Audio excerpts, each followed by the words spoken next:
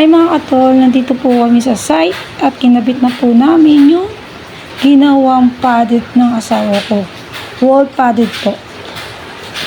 Ayan po yun. Medyo natagalan po kami ikabit kasi po may cabinet pong maliit at saka saksakan. Ngayon po yung kama po yung sinunod namin at nakikita niyo po yung tatong yan. Yan po ang mga Pan Boys. Meron po silang page. Paki-follow po sila. Sila po ang mga Pan Boy. Yan. Tama na po yung sinunod nila pagkatapos po sa padded. Doon na po kami natagalan sa padded. Inabot kami na maghapon dahil lang sa padded. Medyo ginabi na po kami sa kama. Mga alas 5 po. Ginagawa pa namin yung kama. Sa padded po kasi kami natagalan. Yan po mga Pan Boys, sila po yung gumagawa ng kama.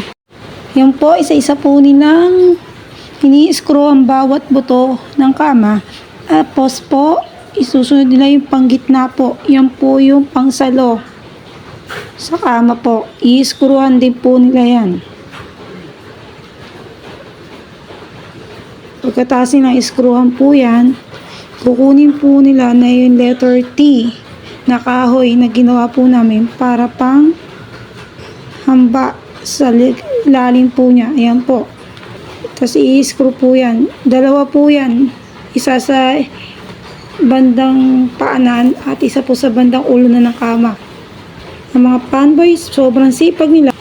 Kaya huwag niyo pong kalimutan na hindi po sila i-follow ha. Meron po silang page, Pan Boys. Back po tayo sa paggawa ng kama.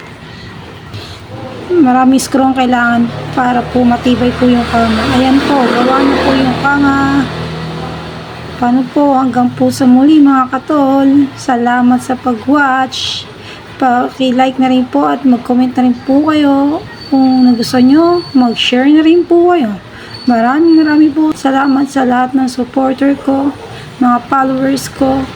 Maraming po salamat sa hindi ko pa na pre-resbakan. Waiting lang po kayo at pre-resback po ako sa inyo. Salamat po.